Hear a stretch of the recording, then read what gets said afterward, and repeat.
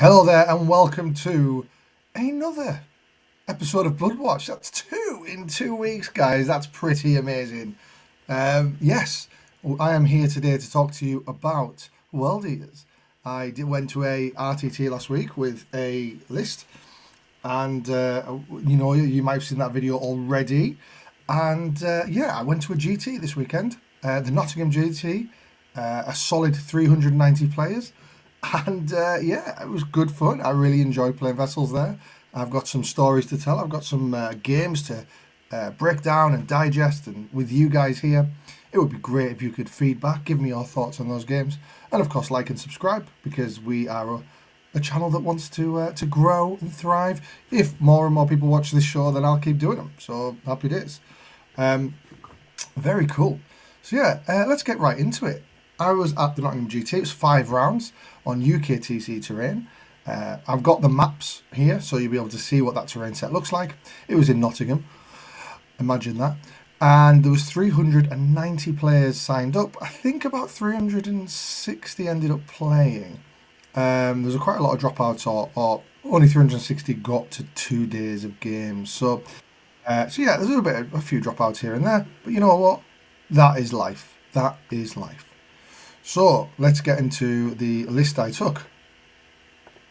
Boom. All right. This is the list. So similar to the one that I had at the RTT last week, we've got Kharn. Kharn's wonderful. Kharn is the guy that gives, but he's the guy that takes away so hard. And he pretty much binned off an entire game for me. We'll go into that in a sec.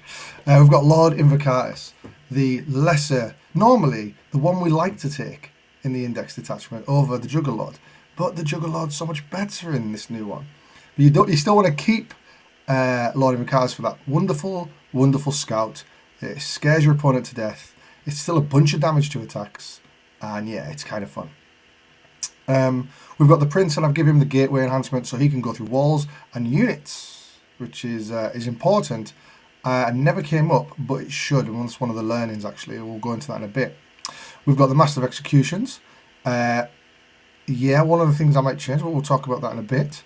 We've got the Juggerlord, the Arch Slaughter Juggerlord, and he was real fun.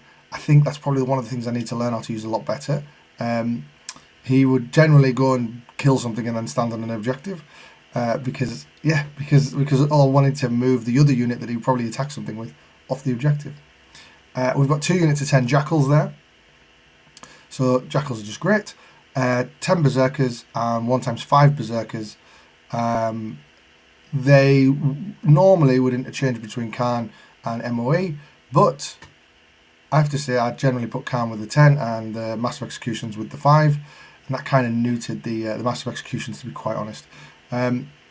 Not that he needs any more neutering in this detachment. We also had a Rhino, so previously I had 2, this time 1, and 1 was absolutely enough. We had a Forge Fiend. Now I was deliberating on this for a while. I used to have 3 normal 8-bound, but they just felt really, the shadows of the former selves in the index detachment, right? They just weren't as hot stuff in this detachment, and I felt the need for some shooting. Now, maybe call me not a hardcore World Eaters player if you like, but I feel like it was something that I had in mind, and it was something that I was like, okay, you know what? I think I want to try this and give it a go. I had 2x6 Exalted, and I had 2 Spawn in there as well. So my 2x6 Exalted and my hammers. Love hitting people with hammers. That's what I really like about this detachment. And 2 Spawn. Now Spawn obviously don't get any synergies, and I know that the guys at the Red Path put it in pretty much like what you're talking about tier. But I just think they're really good, man. They still have the great movement. They still get to that objective turn 1 on a UKTC terrain, as you'll see. If you're not aware of what UKTC terrain is, you kind of just want to know that you're going to get there. And you want to be able to chuck something that's just difficult to kill. You don't want to put chaff on there that your opponent can just murder. Spawn can take a bit of better punch probably than, a lot of the time, than your Jackals or 5 Berserkers, what have you. So yeah, that's the list. Let's go into the old first game, I suppose, right? And congrats to Dank Soboptka celebrating 10 months of membership. Thank you very much, mate. Perfect timing, just sitting down to paint some Exalted 8-bound. Get that brush going, bro. Exalted 8-bound are so much fun. They were they were literally the backbone of the entire list. Nothing works without those. And yeah, very good. Cool, so let's talk about round one. Sweat and tears when I got my round one pairing. So I got my round one pairing against a lovely guy, Liam Young. And I was frustrated, guys, because I got the pairing. Not only is it Death Guard, but there was no detachment on the guy's list. And I was like, what? What do you mean? This could, and the list, if you look at it, you could feasibly think of it being the new one. But generally, like now that I look back, it was definitely the index all along. Maybe it was my copium, my hopium, that was hoping that it was the new detachment, because obviously that's not as bad for us. It's still not easy, but it's not as bad as the index detachment. So Death Guard obviously doing lots of things to you. -1 to your weapon skills, so you're always -1 to hit. -1 to hit from Nurglings and Typhus as well. So if you're in engagement range with those units, you're pretty much, my Exalted, if I wanted to use the Chain Fist for one reason or another, I'd be hitting on 5s. So that sucks, the big one. And of course, they've got a -1 damage strat. They've also got a character who just says, well, my unit, the Terminator Sorcerer, who goes with the Blight Lord Terminators or whoever, and gives them -1 damage as well. And it's just real rough. Now, Liam's list was a bit, I haven't put the lists on here actually, that would have been a good idea, but his list was a bit left field. Obviously, no Mortarian in this list.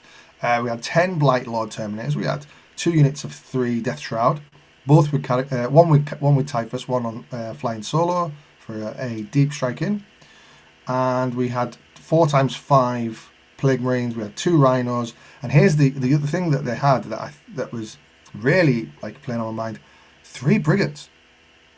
3 Brigands. Now, guys, Brigands are pretty good with Death Guard.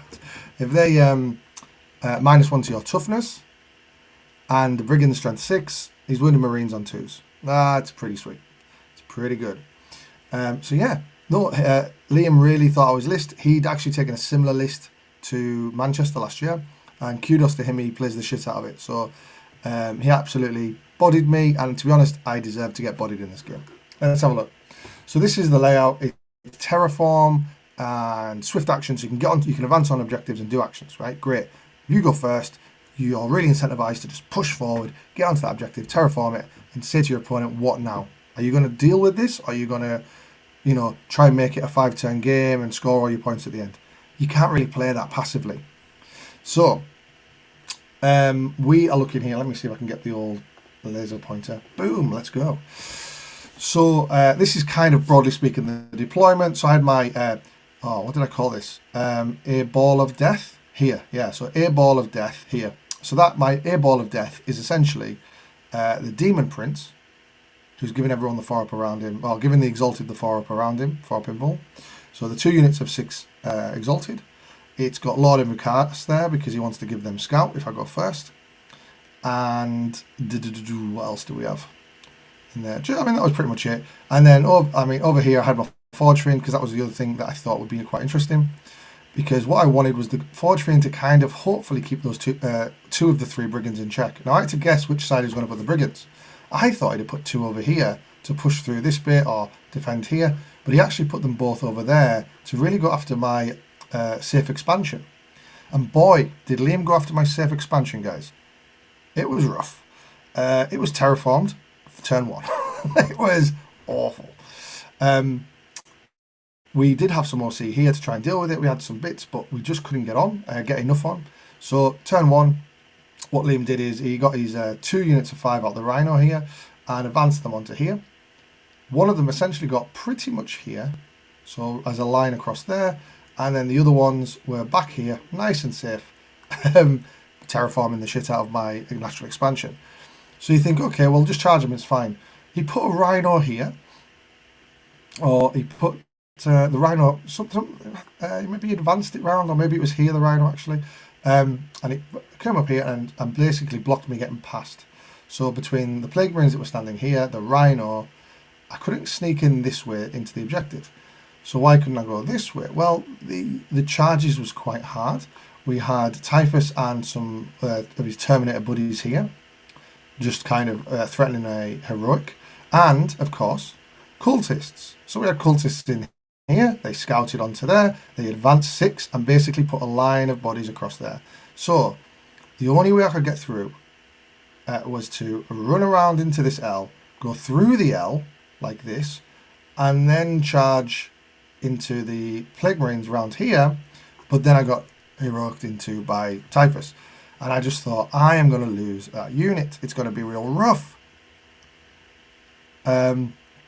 So that was kind of like the issue. And I decided, you know what, I'm just going to have to give him it. I'm just going to have to give him it and try and win somewhere else. Try and deal with this and carry on. So real rough, great play and great positioning by Liam. Like it was genuinely like inspirational to be like, oh man, that is some. You know, in chess when you have like a first term, you have your opening strategy. His opening strategy was just outstanding. So fair play, well done. So then the other thing that was in my mind is massive unit of Blight Lord Terminators with -1 damage here. I wanted to kind of say to him, my strategy or my thinking was, I'm going to make it look like I'll fight him in the middle, right?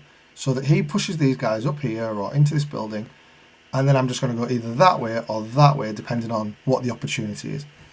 So then the Blight Lords will be in the middle, holding that objective or whatever, or sticking it or what have you, while I try and deal something else and try and like kill bit by bit by bit, because it's really hard to kill him. So you have to just like clear areas. So that didn't work. Essentially, this block here, because it was just 5, it was 10 Plague Marines, it was a Rhino, 1 unit of Terminators, the Brigands were there, but you know, like, wasn't totally sure on them, so I just thought, you know what, I'm just going to try and get through all this. In the end, it was a big loss, guys. It was a real rough. I did play against, my mate pulled this list together, and we had a game against him, and it was just as hard. I was testing loads of like different encounters like micro strategy, and it was just real rough. So in the end, let's have a look at the score. It was 140. It was bad. So well done for Liam. You can see there he just dominated the primary. I got my 4s, and that was the end of that. Really, I didn't have like awesome secondaries for someone who got jailed, I would say, but by the by, it is what it is. I think Liam generally got quite good secondaries, but he played them well, so fair play to him. So just like the outcomes of the game, so it was a great opponent. He focused on denying me my natural expansion, absolutely well done, jailed me straight away, and the Brigands Brigands and Death Guard stuff really just picked up anything that was not in combat. So real rough. But yeah, well done to him. Got tabled in the end, turn 4. So you start off a GT, right, with a detachment you're keen to like really get your teeth into. And yeah, let's look at the learnings though. So learnings, I really missed a full army push here. I kind of piecemealed him a little bit, and as a result, he could just wipe up whatever I went in with. So fair play to him. I didn't get full use of like things like surges and what have you, because the screens were just not durable enough to survive a bit of combat or me even getting into them and stuff like that. So it was a bit tough. The jail was real. I think one of the things I should, this comes with a lot of like matchup knowledge, but I think having the Demon Prince, positioning the Demon Prince in a way that I'm really aware of a screen. So if a screen comes through, comes up and tries to like put themselves in front of me, the Demon Prince can just get through. That would be a really clever way of doing it. But unfortunately, I positioned it in such a way that even with an advance, he couldn't get through the cultists. And of course, I wasn't to know I was going to get absolutely jailed when I declared who my vessels were. So, by the by, difficult matchup, and I don't think it's going to get solved anytime soon. It's just one of those you go, ugh. If you know how to beat Death Guard, please tell me. I'll get you on the show. You can tell everyone, because everyone needs to know. So yeah, that's that. Let's quickly look at the chat. Matthew Duggan, don't want to break the floor. Don't worry, bro. It's all good. We're here just relaxing. So just whatever suits you. I'm between T-Suns and World Eaters for 2025. Both ready to go. Any advice for a fellow UKTC player? T-Suns are, look, I am one of these people, right? I will always say, play what's fun, man. Play what you're enjoying. Do you want to smack things, or do you want to use cool movement jank, right? Which one do you want to use? Movement jank or mortal jank, all that kind of stuff that they have. I think do you want to use Magnus? Because Magnus is a very cool model. Do you want to use Angron? Do you not want to use Angron? Because that is also something that gets people excited. So I genuinely think what is good, if you someone who plays a good army they don't enjoy, will essentially have a worse time in the hobby and may not even do as well as someone who plays an army they enjoy but really try, right? Because you really want it to work. That's me with Tyranids. I've gone through the good times, I've gone through the really bad times because I just kept playing it because it was like, I was enjoying it, using things like Termagants and what have you, really fun. Vessels was not the most competitive pick for me this weekend, but I really wanted to give it a go. So I put a lot of emotional energy into like learning it and getting it going. So that's my advice to you, my man. Best of luck with whatever decision you make. Tenorest, is that the Flyborn host thereof? No, it's not. It's actually it was the Index, which I would potentially argue is rougher.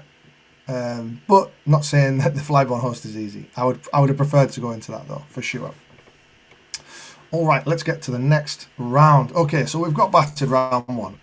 It's fine. Don't worry. What could go wrong? Oh, Necron Star Shatter. Oh, hi. You're new around here, but I'm sure you're totally fine and reasonable. But what's the mission? Oh, it's purge the foe. Oh, okay, cool. Smoke and Mirrors is the mission rule. The deployment is Crucible of Battle. So I didn't know. I mean, I know broadly speaking what Shatterstar was about, right?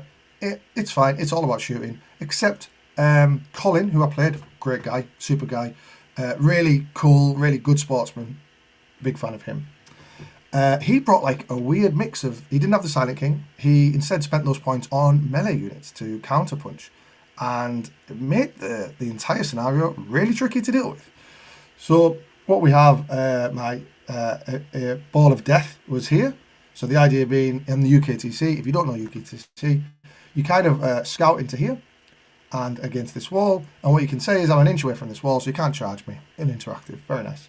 And then that really puts you in a place where you can just get across the board with your massive threat ranges. Of course, hard to scout when flayed ones are put in front of you. So well done to Colin for doing that. It was fine. I think I got first turn in this one, so I got to just push up anyway. Kharn's in here. So I do like, on UKTC, having Kharn in his Rhino with 10 boys in here, moving on to this objective. One of the things I didn't have here was my Jackals. And I think, with hindsight, Jackals here, pushing onto this objective to sticky it is also pretty good. So then Kharn can freely move off it, and then the Jackals can, die if they have to, or what have you. So something I quite like on this layout. There's another mission later with a similar layout. Forge Fiend here. I do like Forge Fiend. This is where I normally put Exocrines when I'm a Tyranid player, because you've got an angle down through there. You've got an angle up here if you walk forward. There's even an angle through here if they get on that objective or they want to move here. So this gives you a lot of options. And even if you move up here to shoot down this angle, you can then move there to shoot afterwards to cause an issue. And similar the other way. So it just gives you a lot of opportunities. Problem is, stick a Forge Fiend's head out, it gets blown off by a DDA. And fairly reliably as well. There's a good chance of that happening. So that's what we're doing. So this is kind of the setup. We've got DDA, we've got Scorpex in on this objective. We've got another DDA here, ready to just push through this terrain piece. Which, by the way, you could, if you don't know this terrain set, you can just move through that. Stick your the end of your model out here, and then you can just shoot anywhere you like. We've got another block of Scorpex here. We've got Wraiths, and we've got a DDA, and on top of that, he had the I can't think what they're called, the skinny Scorpex that go up and down. So there's loads of threats from rapid ingresses. It was a real kind of oppressive list. So after getting battered last time, what happened this time, guys? Well, got battered again, didn't I? No, but not by as much. So my opponent was very wise. He was a good opponent. He measured threat ranges very well, and that discouraged all my aggression. So he's always knew what my charges were, and you know what? You love that when you see that from a player, because you're both on the same page, and that means I don't need to do it, right? Because I just know what the charge is now. But the biggest issue with this game, and again, it's still the learning curve of. I'd been on 4 hours sleep for this game, and I think I fell asleep in the middle of it rather than pushing. I waited too long to push. What I was trying to do is let the cards kind of guide me a little bit. But every time there was an opportunity, it just felt like it wasn't the right one. And if you look at the map, so my guys are here. We killed the flayed ones turn one, that was fine. But we purged the fort. If I put my death ball here, there's lots of angles. You can get a DDA through there, you can get a DDA through there. This one moves up and then DDAs me through there. So it's a big risk. With hindsight, definitely the right thing to do. Definitely the right thing to do is put this death ball here and say, go on then, kill it. Because it's pretty much, it's a gamble, but at the end of the day, you can -1 damage. I can surge into a DDA, potentially. You can position it as such. So I think with hindsight, I just wish turn 3, I just pushed into here. Tell you what happened. So, containment round 1. Thank you so much. That's very kind of you. Oh, wonderful. Overwhelming force. Killed something on an objective, which was the flayed ones. Right? Great. Even got kill 1. And Colin didn't get kill 1. Guys, round 1, I'm in this mindset of, I'm ahead on points, so I don't need to really push. He needs to push me. This is going to be fine. It didn't work out like that. So turn 2, I got the 8. So I got kill 1 and hold some. He got established locus. And then I got established locus and cleanse. I wasn't on enough objectives, so I couldn't quite do it. Fine, no problem. Colin then essentially got kill more. So he got the extra points there, and he also got no prisoners. Killed 3 things. Yeah. They have advance and shoot. They do real good. And defense stronghold. So probably a bit of positioning errors on my part there, but I'm trying to think what he actually killed. Can't think. Yeah, and then the big thing. So it was kind of like, okay, I'm still in this game. Got to turn 3, and that's where the real bollock was dropped. You can see this big 4 here, right? So he put an Annihilator Destroyer, the big long gun that blows things to death, right? He had some really good, solid, doesn't die very well chaff. He had 2 of those in a unit, moves them onto the middle objective for his secondary. I think it might have been his secondary.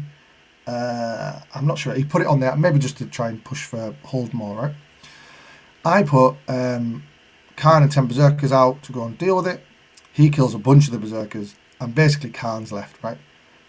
But I've managed to shoot the Forge Fiend at that unit and kill one of them. So all Kharn needs to do is kill one of these chunky lads, and we're good. We're fine. I get kill more.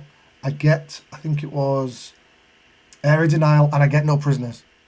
I'm like, right, 5, 7, 11 points. Thank you so much. It's been lovely meeting you, right? Kharn whiffed completely. 8-point swing in his favour. Oh, rough. But is what it is. After that, because that's turn 3 done, right? Turn 3 is done and dusted. There's not enough time for me to pull that game back. So I basically let him have a 5-turn game with a big shooting army and purge the 4. That was the error. So my learnings really is just to speed up the game if you're going first. In fact, maybe even on UKTC purge, because of the way that the map layout is done, maybe pushing very early is actually the way to go. It's difficult. I had to make difficult decisions versus hard to kill chaff. Difficult decision. I thought Kharn would do it. Didn't quite do it. So that's on me. What I would say though, I didn't feel like Star Shatter is unbeatable, right? I felt like I could absolutely win that game again if we played it. He was a great player, but I think could have a better go at it if I could go back and do it again. So lesson learned. We played Star Shatter, and that's how it felt like. Nice. Let's have a look. What is crack DG a rough matchup for us all? Yep, that's it. All right, let's go next round. So round 3, my 4-hour sleep is kicking in, and my memory is kind of fuzzy at this point. So apologies, because you remember the losses more than the wins, right? But I had a lovely game against a lad from Lincoln, so not too far away, on Take and Hold Hidden Supplies with the index attachment for Votan. So lots of things on this map here. So this is Corner's deployment, Take and Hold Hidden Supplies. So we've got loads of objectives. The challenge here for me then going into this is he's got a really good opportunity to max primary, and that's terrifying for my points. I don't want that to happen. So I have to be aggressive here. If I go first, I have to really go turn 2, like it has to be turn 2. Otherwise, he's just gonna keep keep racking up points, and away we go. I know that his ranges are pretty limited. So the Hecaton here, range 24, gets to about there. So I can stand here and deal with stuff, or just be kind of like obnoxious here. The Hecaton here, I'm very comfortable with that being there. It's miles away. It's not shooting me with much. And it's not going to turn right and go through this way. It's got to come really this way because you've got another Hecaton and 2 Sagittars here. There's 2 Sagittars here, 1 Sagittar there, 1 Sagittar here. Bikes on nice, very nice kind of like what do you call it? Symmetrical deployment. Very like nice to look at. And we also had those naughty scouts stopping me going ham at him, right? Naughty scouts, naughty infiltrators. So the Jaeger's got in there, and yeah, round 1 he's let me read. Who went first? He went first. So round 1 he moves his Jaegers up to here. So let me talk about my deployment. So the Juggerlord and more with 5 guys is pretty good because we've got 11 OC, 13 OC here. I know the Sags are 3 OC, I know the Bikes are 2 OC. So I think I can see if I've got all the guys on there. I think the Spawn are in there as well. So I've got enough bodies to just kind of out-OC them on there. So I felt comfortable there. Kharn's car going in here and then charging behind that wall felt really like the optimal thing to do. Forge Fiend here, ready to go this way for a shot up through there, or ready to go up there for a shot through there. Now again, I've remembered his 24-inch range. I can outrange him, so my Forge Fiend can sit here and just blow the crap out of stuff. But I just wanted the option of being able to go this way if there's a push through this piece of terrain, which you can do on UKTC. So that's kind of the Ball of Death. I seen the 2 Sagittars here. I'm like, I want to wrap them. I want to wrap them up and give them to my mum for Christmas. That's what I want to do. And so the Ball of Death is in here. The Woody is not giving the Demon Prince vessels means that he can't charge his way through there. So the Demon Prince is probably going to have his balls in his hand in the middle of the battlefield at least 1 turn, which means that he's probably going to get shot. So I think he did die actually, to be fair, but hey ho. Right, so let's look at the scores. So I did win this one, 92-54. And really the plan kind of came to fruition. I went second, which is always handy on Take and Hold, right? Because I get to, he has to dictate the pace and he has to dictate in a way that I don't like. Now, if he pushes at me and he gives me an aggressive game, hey, cool, I'm here for it.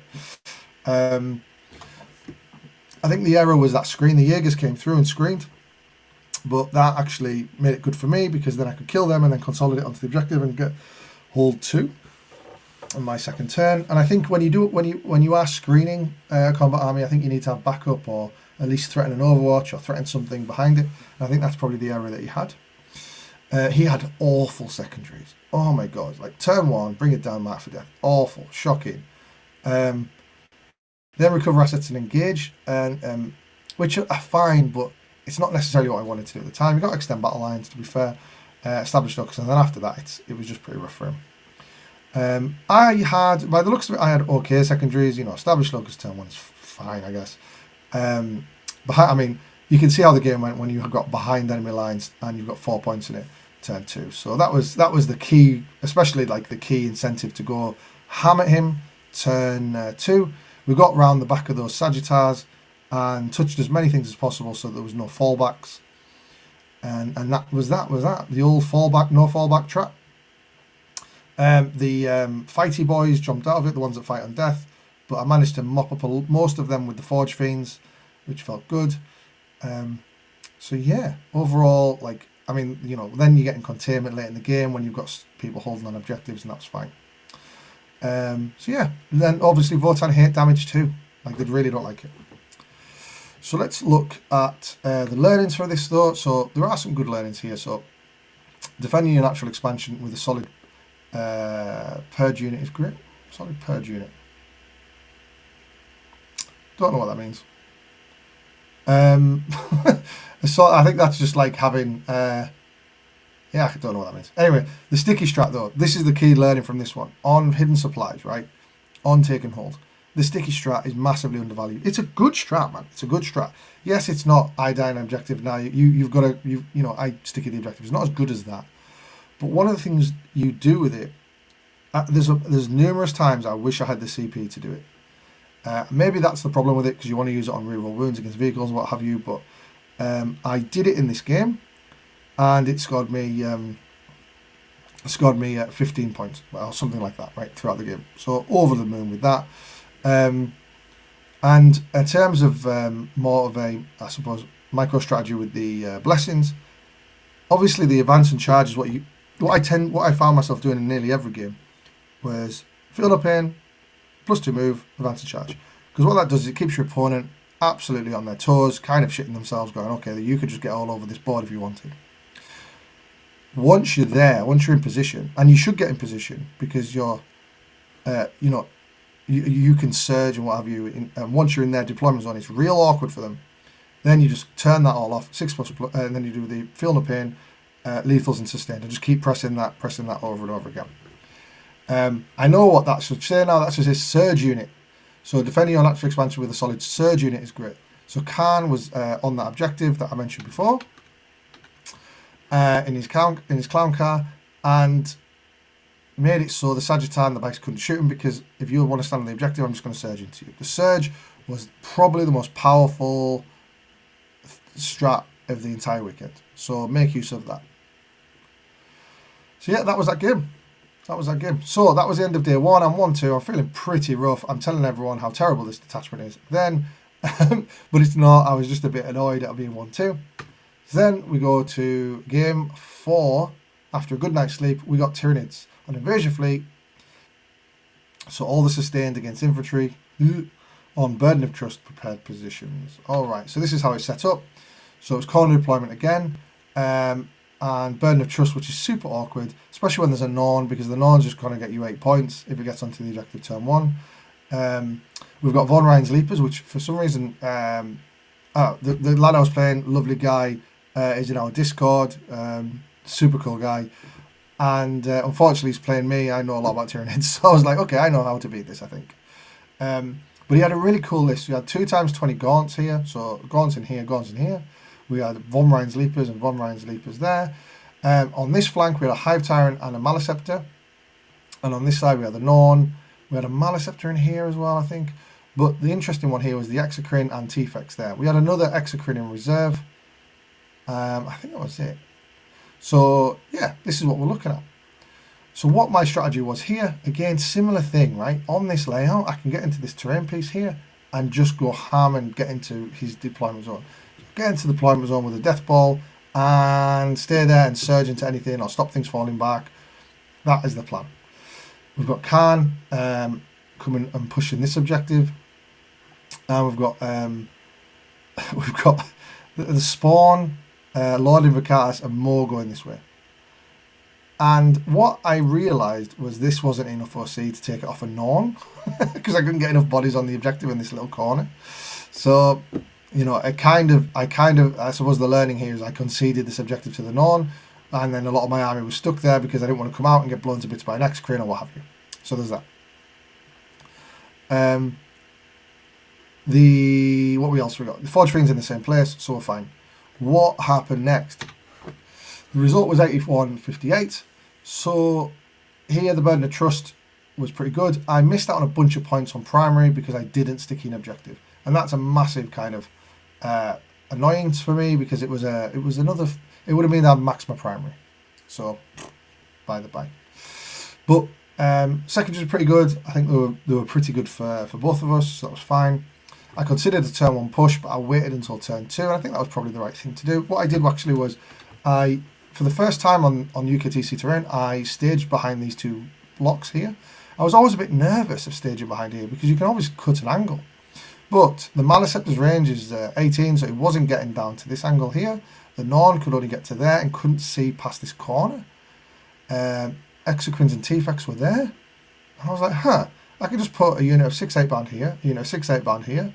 The Demon Prince was in here, spreading his aura just in case. And then next time we just push real hard, right? So that was the plan. So definitely a recommendation for any of you, if you were playing on that map, definitely do that. It was real good, but obviously make sure that your opponent can't get the angles on you. The big thing here was tagging loads of melee, and that was the big thing. With Tyranids, they've all got blast weapons, or the good units have blast weapons in shooting. And so if you tag something and it can't fall back, then you sorted. Don't worry about it. You can kill them. It takes about 2 turns, even for some of the 6-man exalted even to get through some of these monsters as well, especially the Maleceptor. Kharn and 10-man chopped the Maleceptor in half, which was real nice. So Kharn redeemed himself from the game, from the second game.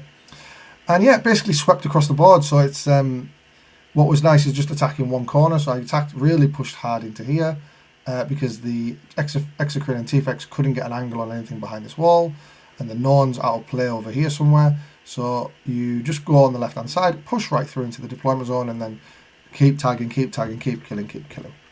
What was that? So yeah, that was nice. So the big learnings here. I should have used the sticky strat. That would have it shot my primary up about 12. So that would have got me 12 places higher. Fine at the end of the at the end of the tournament. I was looking to hit the Norn if he didn't get to the objective early, but he was just a little bit too far away. So Phil did a really good job of actually keeping him out of my threat range, and staging up on those bits was really good. So if you are a UKTC player, definitely consider that moving forward. Yeah, I've noticed Dank was talking about, I'm not talking about my blessings choices. My blessings choices, generally speaking, because I played mostly shooting armies, I think. Yeah. So I didn't really do much fight on death. In every melee matchup I've done fight on death, I've really concentrated on that. The starting gambit, so to speak, is always feel no pain, +2 move, and advance and charge, because it just makes your opponent hyper aware that you can get pretty much where you want. So that was a big focus. And then, as I say, as the game goes on, once you don't need to advance and charge or the +2 move because you're right in their face, ready to surge into them, you just go lethal, sustained, and just keep going with that. I tended to give everyone sustained and lethals just to the vessels, because sustained is easier to achieve on the dice, but also lethals isn't as great if you're re-rolling wounds and things like that. So just there, broadly speaking, that's what I was doing. So yeah, that is round 4. Really good game to fill. Then I got a 6++ mirror match against our very own Jack Dodsworth Doddy. He's a lovely guy, a really fun guy. The last time I took World Eaters to a GT was actually at Warhammer World this time last year, and we pulled each other round 5, both of us 2-2, trying to go for the 3-2. I was successful on that day with Angron pushing through the Admech hordes, because Admech were a bit rubbish back then. And yeah, so I was like, okay, cool. So Jack is after revenge in this game, guys. It's on Scorched Earth Inspired Leadership. So cool, Inspired Leadership. But Scorched Earth, an interesting one. Kind of like Purge, it doesn't really incentivize you to really get aggressive with your opponent, especially if you go second, which I did. So we've set up again in the same position. So this objective's real hard, and I think I need to do some list building on this, because I had Mo and Lord of Acatus here and the 5 Berserkers. So the 5 Berserkers and Mo can't get from this piece of terrain all the way to this objective really in one go without rolling the 6 on the advance. So denying this primary for your opponent and getting them on a 5 is really tough. Luckily, Jack rolled a really crap advance with his chickens that were over here. So he only had 2 OC on that objective. You know who's 2 OC? Lord of Acatus. He just galloped on over there and said, I will die so that Jack cannot score 5 points. So I was quite happy with that. So turn 1, I know I'm up 5 points. So I'm feeling pretty good about that. Jack also pulled 2 absolute rubbish secondaries round 1. So I think I was up 2 points. I think I got established or something like that. So I knew I was up a little bit on that one. He's put the infiltrators here. So I know that so I couldn't scout forward, but I managed just to get into the right place. That was fine. Kharn and the Jackals moving on to this objective was so important for this game. I've just got a million OC. He's got loads of OC 2 bodies and like loads of killy stuff, and he could put it on this corner of that objective and just deny my primary. Not if I've got like 30 OC on it, and it's stickied. So I was really happy with my decision just to put them on there. Forge Fiend in the similar place, so kind of threatening anyone who wants to come out and do something. I have to say, guys, the Forge Fiend was probably one of the MVPs of the weekend. I know that sounds really rubbish, but it just made my opponents really have to think about it. They couldn't just go and stand in the open. They couldn't just mess about. And in fact, if I could, I'd maybe think about having another one in there. What I was worried about with this game was all of these robots. So we had robots and we had long range breaches. The breaches are all damage 3, strength 8, re-rolling hits. Even their Overwatch is terrifying. And we had 2 units of those. The robots are scary for a different reason, and they're not bad in combat, so if I don't kill them, they hurt me back. This was a really spiky army. I was terrified about Jack pushing. So what I did was I kind of played it safe, and you'll see here the result, 78-75. Now I went second, and I was playing this. I was like, how do I win this? I just want to win by a couple of points, right? I just need to make sure I'm ahead by turn 5, or make it easy for myself on turn 5. That's what my game was. On Scorched, I just get 10. I don't need to be in the middle because I'm not getting any extra bonuses for having something in the middle. So just stay on 2, let him have his 2. And then secondaries, I'll read the game as the secondaries go on, and I'll know what I need to do in turn 5. What happens? So Jack got that 5 I talked about before, and I got 10, 10, 15, because he burnt the middle objective. So what happened was he then so we both essentially was in a standoff the entire game. The game took an hour, right? So we're both in standoff. He doesn't want to come out because he knows I'll charge him. I don't want to come out because he'll overwatch me. And actually, in reality, I think I was more scared of Jack than Jack was of me. I think if Jack, my suggestion to him at the end of the game was, if you just pushed, I was kind of terrified because I go and bounce off one or two of the. I think I had enough stuff to kill 2 of those bricks of robots and breaches. I didn't have enough to kill all of them. And I was going to take some punches on the way there as well. So I think if you instigate the fight, I'd probably lose. Maybe not if I have anger on or something like that or whatever. But it felt like a really difficult one for me to get into. As I said, Jack had really shit secondaries round 1. He then got some okay ones, but by the by, we ended up with 25 secondaries and 40 primary. I got 10-10. He then rapid ingressed, actually. So rapid ingressed some chickens here and just ran around here and denied my primary by 2 jackals. He got 2 jackals extra dead. Then if he killed 2 fewer jackals, I would have had my 10. I was like, yeah, that was my fault. So, yes, more screening. So with that in mind, I'd lost my primary advantage by turn 4. My secondary advantage was at the time okay. But it came down to, with me realising that I probably couldn't kill him off that objective and steal the point away. There was a possibility it could happen, but it was going to be super difficult. I was going to get overwatched to the hills, and it was really going to hurt. My full army into his full army. It was going to be bananas. Luckily, I didn't have to. I had to score 5 points off 2 primary points, off 2 secondaries rather, sorry. And I got Extend Battle Lines and Recover Assets, which are easy peasy. So, handshake on that. We did roll out some of the fight, and I think in the end, I was probably right. I think I get battered in Overwatch and then interrupted into and punched and all sorts of stuff. So, that was the way it happened. It never felt like a good time to push into that army. It was terrifying. So the learnings, though, very pleased with my game management here. I kind of styled out the points, and I knew what I had to. I knew there was going to be a decision turn 5. That's fine. I did allow a rapid ingress that denied me 5 points, so I do need to keep an eye on that. And on this map, as I mentioned before, crowding your natural expansion with, Kharn, 10 guys on here, 10 jackals, just means that your opponent can't stop your 10s, and that's unless they take a home objective. And that was a really solid decision. And then just keeping, essentially the Mexican standoff going until the 5th turn, which felt like I was playing pretty big brain, so I was quite happy with that. So yeah, that is the end of the event. So I got a 3-2. I was happy with 3-2. 3-2 was my target for this detachment because I don't, play World Eaters that much. I play Tyranids, right? I'm a KG player by nature. So playing KG with World Eaters, as you can see in game 2, really caught me out, really kind of hamstrung me a little bit. Thoroughly enjoyed the detachment. Do I think the detachment's good? I do, actually. I think it's different.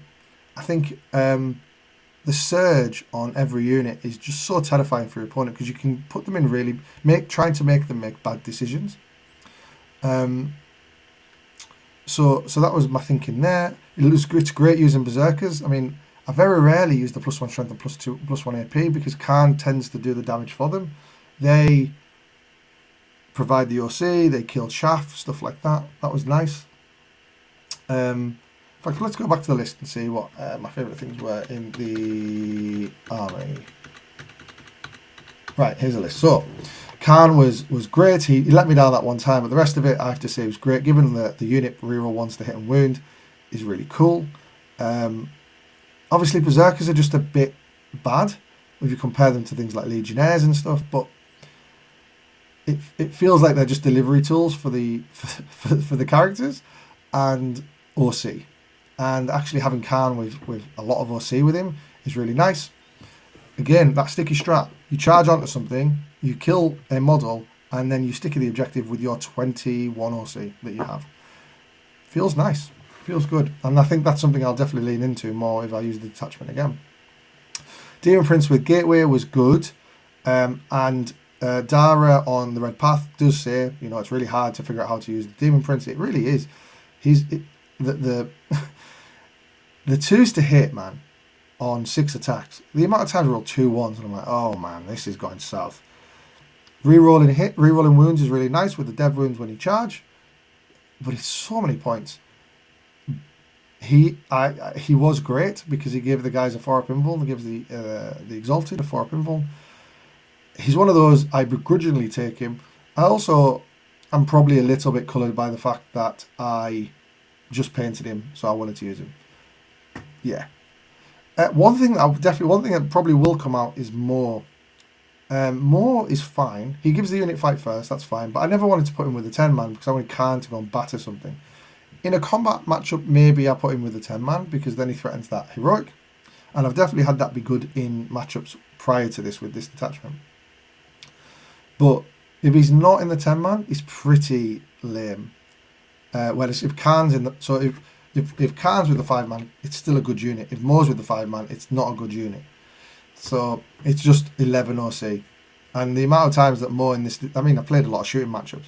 So the amount of times that Moore was just 1 OC body was kind of telling. The Juggerlord with Arch, something else I need to get better at using. What I found was I would send him out with Kharn's unit, or I'd send him out with some 6 Exalted. So you send him out, you go and kill a unit, or you go and kill something on an objective. You're happy. Then you've got to make a decision because you haven't had the CP to stick to the objective, and you say, right, well, what do I now want to go and move on and kill something else? Probably the 6 Exalted 8-bound, right? Because they're faster, they go through walls. So then who's holding the objective? Well, it's the Juggerlord. So I think you have to work out what combos work well, and you have to make sure you can stick the objectives because otherwise you end up with a Juggerlord who is 135 points of absolute murder that is holding an objective. 145 maybe. Jackals were great. Love Jackals. Sticky in your natural expansion or their natural expansion is really nice if you get the opportunity. So that's pretty cool. And then having one in your home objective is really cool. Especially if turn 3's gone and they can't pull, drop anything in your deployment zone, you can just leave your home objective and yeet onto objectives late game to get primary.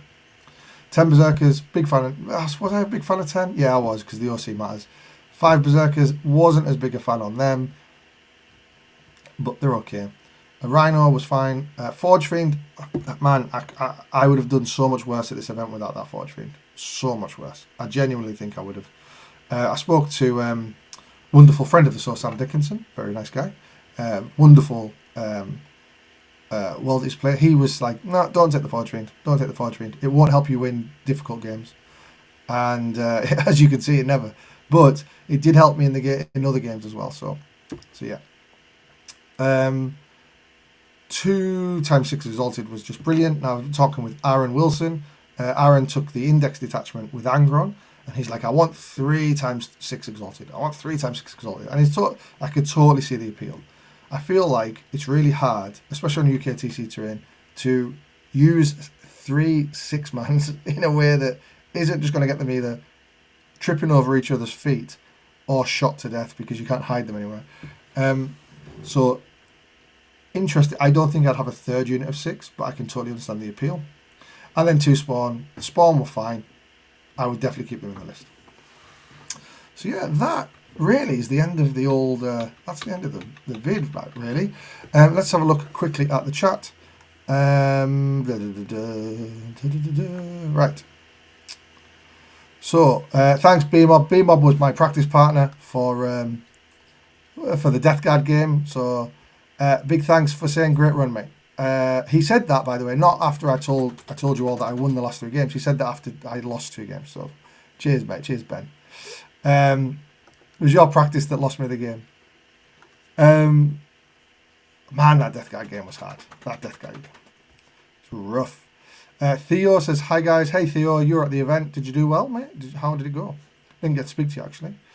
Thanks, congrats on the 3-2. Thank you very much. I was very happy with that. He also mentions that he's come from NIDS as well. I've been playing NIDS since 9th, and I really struggle with just how critical positioning is with Eaters. You get punished so hard for having even 1 unit out of position. I think you're absolutely right. I think the threat ranges do save you a little bit, but yeah, it's real tricky. It's real tricky. You have to really kind of understand where the shooting threats can get to, and then hide from there. Really, and understand where what they can do, what they can kill, and kind of position in that way. It's not easy. Like, it really, really isn't easy, especially on UKTC, where people can get angles on you from anywhere, almost. Well, not from anywhere, but you compare it to GW terrain and WTC terrain. There's just a lot more angles available. But that is the way of the world. There's lots of really nice staging out on UKTC as well. Oh, if you're at the UKTC this weekend, did you have to thaw out your terrain? Please put in the comments below. It was cold, man. We have a message from Chainsaw Biceps. Let's have a look at this. What about putting Kharn into a Land Raider and that assault ramp? Well, it's kind of tasty. It's kind of tasty, but man, a Land Raider is so many points. So many points. A few people have been talking about it. I know in the Red Path Discord, one of the guys is really hot for that Land Raider. Man, again, like I said before, if a Land Raider is what you want to play, go and play it, because you will be enthused to make it work. Land Raiders have really cool models. It's not my vibe. I don't want to have to buy one, to be honest, and then paint it. But yeah, it was it's a vibe, man. It's a vibe. I want to see it. I want to see it happen. I want to see it happen. I think actually it's interesting. I don't think it works on UKTC. I think it wouldn't be very good on UKTC. I don't mind it on GW. I think it'd be better on GW. But UKTC, I think it would be a pretty difficult ask. And Theo also went 3-2. Well done, mate. Well done. Yeah, I mean, it was a savage pool of people there. So no, well done, mate. Well done. Well, that's it from me, guys. Thank you so much for watching. This World Eater stuff's all very new to me. I'm going to try and endeavour to do at least a show every month on this, whether it's going through lists, whether it's dealing with screening units, stuff like that. Yeah, let me know what you want to hear about, because I will do that content. If you haven't watched me talk about Tyranids, I know a lot more about Tyranids than I do World Eaters, so come and watch that. The guys have a really good show tomorrow as well.